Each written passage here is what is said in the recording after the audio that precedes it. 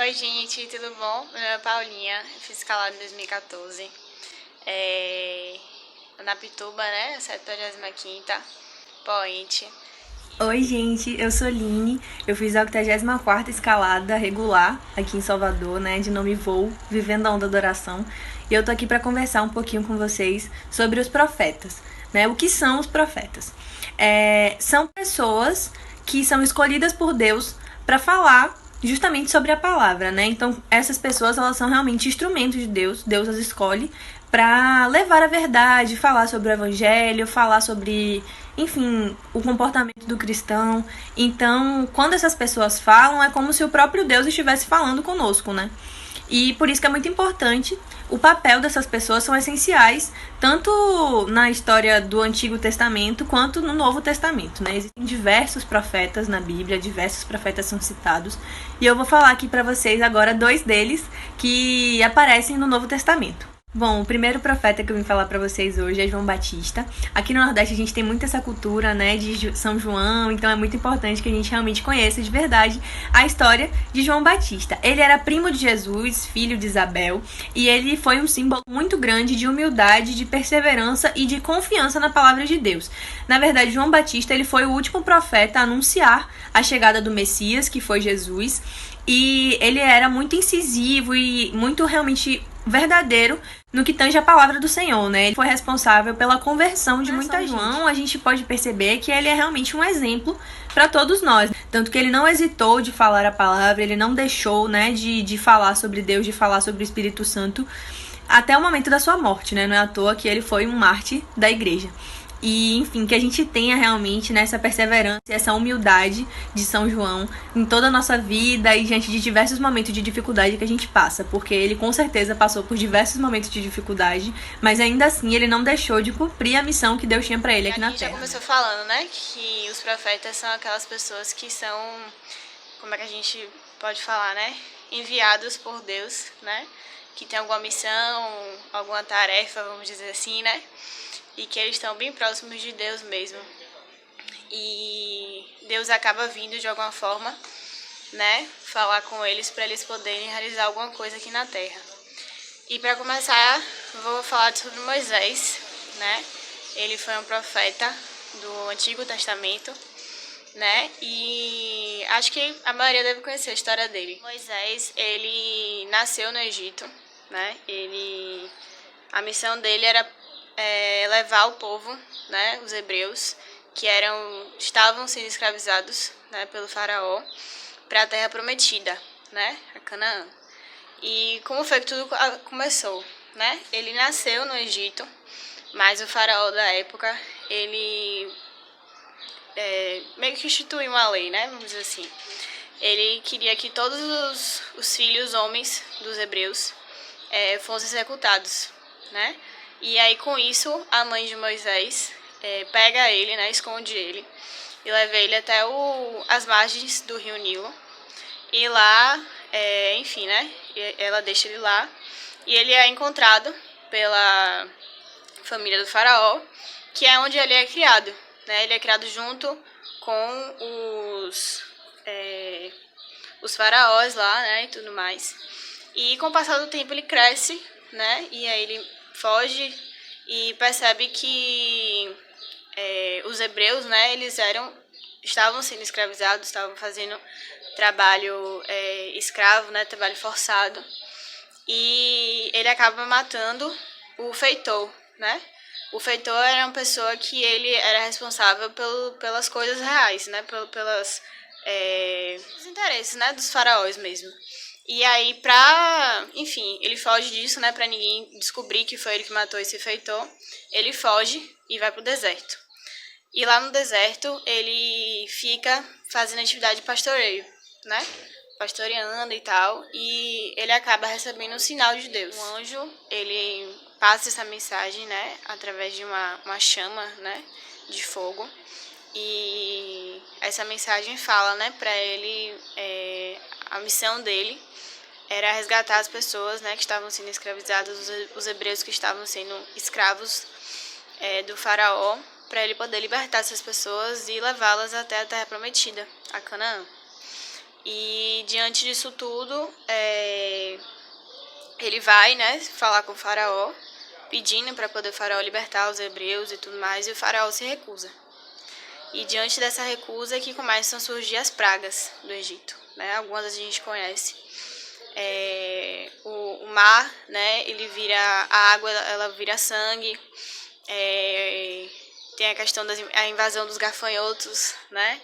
Tem também o gado morre, enfim, tiveram algumas pragas, né, que aconteceram, foram 10 no total, e que fizeram com que, inclusive, uma delas foi também, né, que os primogênitos dos egípcios iriam morrer, né, e foi aí que o faraó, meio que foi a gota d'água para ele, né, e ele percebe realmente o poder e tudo mais, e ele resolve libertar esses hebreus. Porém, né, ele liberta, mas depois ele volta atrás na sua decisão, e aí ele pede para os soldados, enfim, irem atrás dos hebreus, né? Só que nesse momento Moisés já estava com o pessoal, né, mais na frente, né, um caminho mais para frente, e ele consegue, né, com seu cajado, abrir o Mar Vermelho e fazer com que os hebreus conseguissem passar, né, atravessar, e as tropas não conseguiram, né, voltar a escravizar os hebreus. E aí eles seguem, né, para esse caminho à Terra Santa. Foi um longo caminho, né, durante 40 anos eles percorreram o deserto, né, e tudo mais para poder chegar nessa Terra Prometida. Eles passaram, né, tanto tempo assim também por conta de que as gerações que foram escravizadas, né, as pessoas que foram escravizadas lá no Egito, morressem, né, para que só os nascidos em liberdade pudessem entrar na Terra Prometida, né? Então eles realmente ficaram esse tempo para poder isso acontecer, né? E chegando no Monte Sinai, Moisés ele se retira, né? Ele vai para a montanha e lá ele recebe as 2 tábuas, né? Com os 10 mandamentos, enfim, algumas leis que a partir desse momento eles vão lá, né? As relações dos homens. E é isso. Moisés ele não chega, né, à Terra Prometida, pelo menos o que a gente conseguiu pesquisar, né? Ele morre antes, mas essa missão, né, que ele teve, esse chamado que Deus deu para ele, né? Ele conseguiu realizar, que foi libertar os escravos do Egito, né? E, enfim, essa foi a história do profeta Moisés. Bom, o segundo profeta que eu tenho para falar hoje é Elias. Na verdade, a história de Elias ela começa no Antigo Testamento, no livro de Reis. Ele nasceu numa cidade chamada Tisbe, onde as pessoas, inclusive os reis, né, cultuavam um deus pagão chamado Baal. E Elias ele foi realmente utilizado pelo Espírito Santo como instrumento para levar a palavra do cristianismo para essas pessoas, né? Para mostrar o porquê que o Deus cristão era o Deus correto, o Deus passível de realmente nos trazer a salvação. E Elias ele foi realmente conhecido por isso. Existem diversas passagens na Bíblia que falam, né, da influência de Elias para aquelas pessoas, que ele conseguiu realmente levar, né, a palavra a essas pessoas e converter grande parte delas. Tanto que ele aparece mais uma vez na Bíblia, só que no Novo Testamento. O momento do Novo Testamento em que Elias aparece é justamente a transfiguração de Jesus. Então, ele aparece justamente a Jesus e a Moisés, e a gente pode perceber, né, a partir daí, que ele foi realmente uma influência muito grande para o cristianismo, porque ele apareceu num momento tão importante quanto esse, né? Mais uma vez na Bíblia.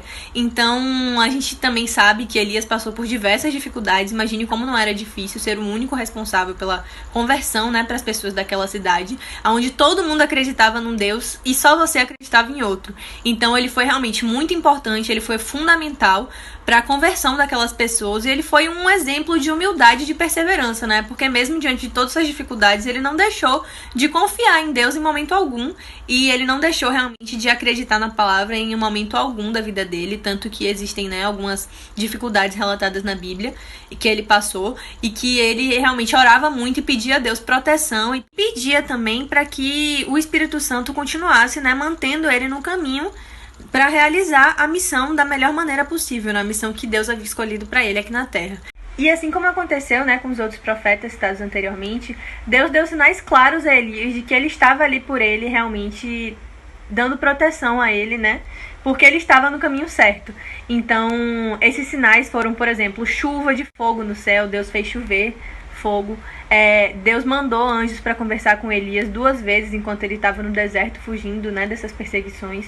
Então, realmente, basta a gente orar e estar disposto a cumprir a nossa missão aqui na Terra, realmente ser cristão em clima de oração, que Deus não vai nos desamparar. E é importante a gente lembrar disso, principalmente diante do contexto que a gente está vivendo de pandemia, onde a gente passa por diversas dificuldades.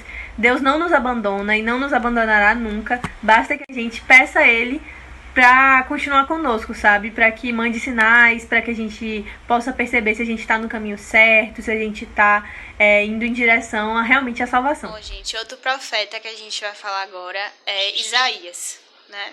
Eu acho também que vocês podem ter ouvido falar muito dele. Não sei se vocês conhecem a história, né? Eu não conhecia. Mas Isaías, ele teve o livro mais extenso da Bíblia, né? O livro poético mais extenso da Bíblia. E tem algumas referências, né, que a gente pesquisou e tudo mais, que falam que ele era casado, tinha pelo menos 2 filhos, né? E o curioso foi que esses 2 filhos... Olha os passarinhos. É que os filhos dele, eles tinham os nomes, né, ligados às profecias que ele ia realizar. Então, como é que tudo começou, né? Ele teve uma visão onde Deus estava sentado em um trono, né? E cheio de serafins, que são anjos, né? Tem a hierarquia dos anjos, isso é um assunto para outro anal. Mas tinham esses serafins, né, ao redor de Deus. E diante de tamanha glória, né, daquela imagem que ele estava vendo e tudo mais, ele não se sentiu digno, vamos dizer assim, de, enfim, qualquer coisa que Deus pedisse para que ele realizasse, né? E diante disso, um dos serafins pega uma brasa viva, né, aquela brasa de fogueira mesmo, e, e bota na boca dele. E aí, diante disso, os pecados dele são redimidos e ele aceita a missão. E essa missão que Deus pediu, né, para ele poder fazer, envolvia muito a questão de muita repreensão, né, e de anúncios de maldições que poderiam acontecer com as pessoas, né, pela infidelidade que elas tinham com Deus. E também, né, comparado a isso, tinha muito entrelaçado com isso, né, tinha muito também a questão da esperança, do conforto, né, de uma restauração futura, né? Então tinha muito isso, de você meio que ter as coisas ruins, né, que poderiam acontecer, enfim, a partir das coisas que você fizesse, mas que se você se arrependesse, né, você poderia ter um conforto, enfim, né? Tinha muito essa importância de você ser fiel a Deus, né, da sua fidelidade com Deus. Essas mensagens escritas, né, de Isaías focavam muito na questão dos judeus exilados, né, para que eles se arrependessem dos seus pecados, né, e confiarem também nas promessas de Deus. Então, é justamente aquilo que eu falei mais cedo, né, que para as pessoas se arrependerem dos seus pecados, mas também confiarem, né, que tem um conforto, né, que Deus vai estar ali e tudo mais, e nas promessas dele. E com isso, né, o Senhor abençoaria aquele que se mantesse fiel, né, às restaurações e bênçãos dele, né, pra gente confiar que ele estaria ali, vamos dizer assim, sabe? Gente, mudei de cenário aqui, porque a luz estava ficando ruim, mas vamos continuar, né? Então, mais uma das mensagens de Isaías, né, foi quando Israel e Judá, né, as cidades, o pecado que as pessoas estavam cometendo nessas cidades chegou em um nível grande, né, e aí Deus usou Isaías para que ele falasse, né, acerca das várias maldições que atingiriam os hebreus de forma geral. E aí, um deles, acho que é considerado o pior, foi o exílio da Babilônia, né? E nesse contexto, Deus ordena que Isaías profetize, né, para que aquelas pessoas realmente seguissem, né, as coisas que Deus estava falando, né, e que ele não fosse colocado de lado, não fosse evitado, né. Então, para que essa rebeldia, vamos dizer assim, né, do povo, não tomasse o coração deles, né, e que eles realmente seguissem o caminho que Deus queria e tudo mais.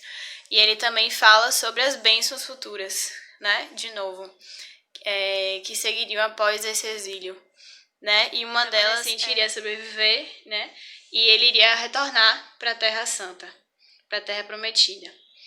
E, além disso, também ele apresenta Jesus como o servo, que traria justiça, né, para as nações, que restabeleceria a aliança,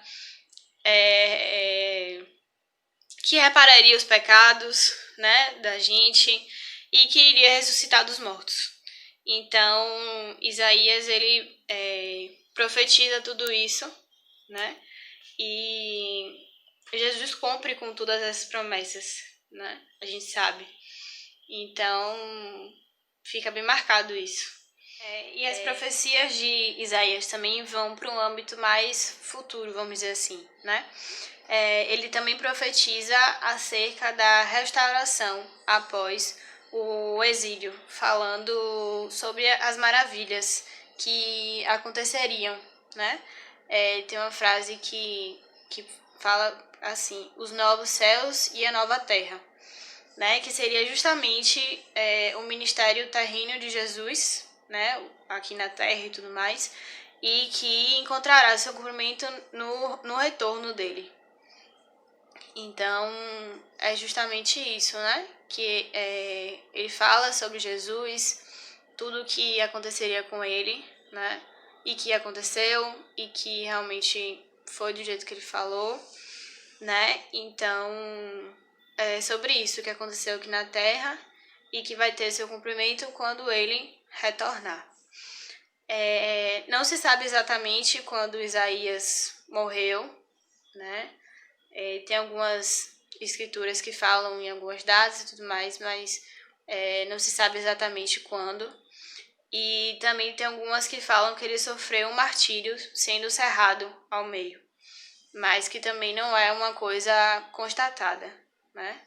Então, esses foram os dois profetas que a gente escolheu falar sobre o Antigo Testamento, certo? Tem vários ainda, mas a gente também deixa, né, para que vocês pesquisem, né, se quiserem conversar, né, nas videochamadas que podem acontecer aí de cada zonal, estudar mesmo, né, sobre os profetas. Tem muita coisa, tem muita história. Tem uns que a gente acaba conhecendo mais do que outros, né? Mas fica aí pra gente poder estudar mesmo e saber mais sobre quem foram essas pessoas, o que aconteceu, o que foi que elas fizeram, né? Que é muito bacana quando a gente pra estudar e ver, né? Por mais que a gente já tenha escutado falar, mas às vezes a gente não sabe, né? De fato o que aconteceu, como tudo se realizou.